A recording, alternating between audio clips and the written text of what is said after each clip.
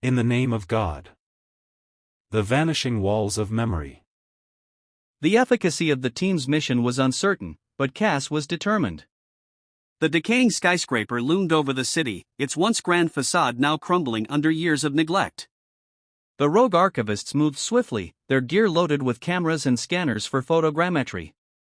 Every floor told a story, layers of graffiti embellishing the walls like a chaotic mural of resistance.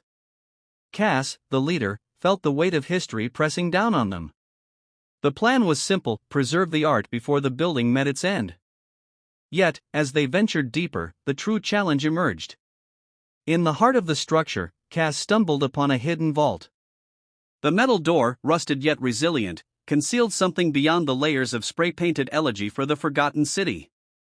With careful precision, the team forced it open, revealing an archive of protest art from the 1970s. The discovery felt Elysian, a paradise of lost voices waiting to be heard again. However, time was against them, the building's stability was failing. Cass knew extracting the pieces intact would be a gamble. The structure groaned as the wind outside howled through shattered windows. Every decision carried consequences.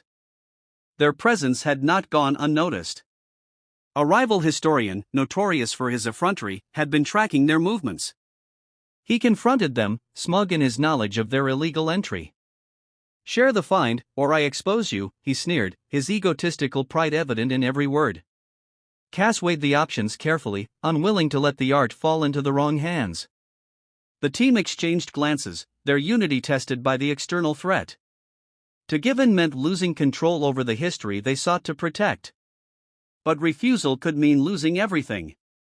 Beyond the rivalry, the deeper conflict lay within Cass's own mind. The historian's demand reeked of egoism, a hunger for personal gain over historical preservation. But was their own mission truly selfless? The line between passion and possession blurred in moments like these.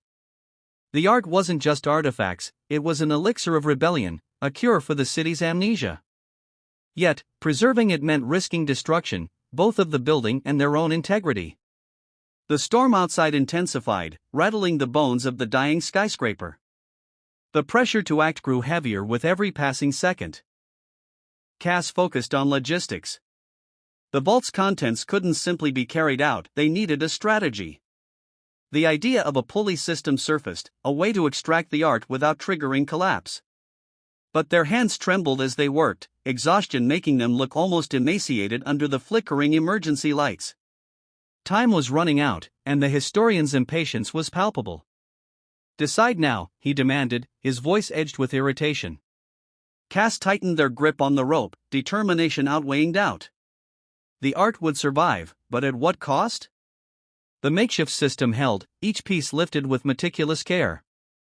The weight of history pressed down, both literal and metaphorical, as the final painting was secured. The historian watched, calculating his next move. "You think you're heroes?" he scoffed, but his words lacked bite. Perhaps even he saw the emollient effect of their actions, the way these lost images soothed the wounds of forgotten struggles. The tension hung in the air, thick as dust. But Cass refused to engage, their focus set on the mission. The storm outside raged on, matching the turmoil within. As they reached the final stage, the building's structure groaned in protest. Cass felt a wave of encomium rise in their chest, admiration for the artists who had once defied power with paint. The pieces, wrapped and secured, held more than color, they held defiance, memory, and resistance. But survival wasn't just about the art. The team needed to escape before the building claimed them too.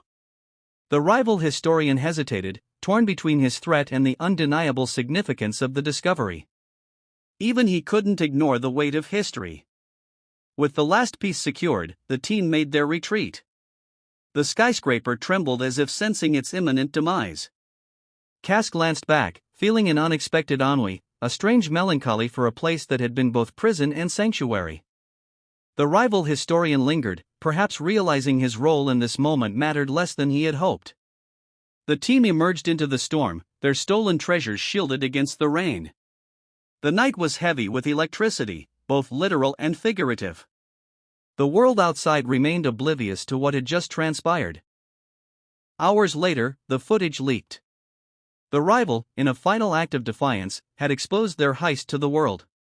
News outlets swarmed the story, debating the morality of their actions. Was it theft or preservation? Ephemeral images of the vault's art flashed across screens, igniting conversations about urban memory. Some called them criminals, others hailed them as guardians of history. Cass remained silent, watching the chaos unfold. The art was safe, but the battle had only begun. Knowing the pieces would be hunted, Cass made a bold decision. They would not hoard the art or seek personal glory. Instead, they sent it to a radical museum known for challenging authority. The donation was anonymous, yet it carried a clear message. The city's history didn't belong to corporations, developers, or self-serving historians. It belonged to the people who had lived it. As the art was unveiled, it acted as an epitome of resistance, proof that voices from the past still had power. Days later, the skyscraper finally fell. Dust choked the streets, erasing its physical form forever. But its spirit endured, now preserved in pixels and paint. Cass watched from afar, feeling both relief and loss. The city had changed, yet something remained unshaken. Perhaps history was never truly buried. It only waited for the right moment to rise again. The past, like art, demanded to be seen. The rival historian faded from the narrative, overshadowed by the greater story. His accusations lost traction as the world embraced the art's significance. The team, though divided on risk, stood united in their mission's success. Urban memory had been salvaged, even if the cost remained unquantifiable. Cass pondered what came next, knowing history was an endless cycle. The battle for remembrance was never truly won. It was simply passed to the next hands willing to fight. As the museum displayed the salvaged works, visitors marveled at the messages within. Each painting carried the defiant energy of the past, refusing to be silenced. Cass wandered the exhibit anonymously, observing reactions from a distance. A young artist sketched one of the images, unknowingly continuing the cycle of rebellion. Inspiration flowed like an underground current, uncontainable. The past was alive in the present. Cass turned away, their role fulfilled. Walking through the city, Cass felt a quiet satisfaction. The art had survived, but so had its message. The streets hummed with new stories waiting to be told. As neon lights flickered above, another layer of graffiti emerged on a nearby wall. The fight for urban history was far from over. Cass knew the paradox well: preservation and destruction always danced together. The only question was who would lead the next step. The storm had passed, but the echoes remained. The city, ever-changing, continued its cycle of decay and renewal. Somewhere, another skyscraper teetered on the edge of demolition, its walls whispering forgotten truths.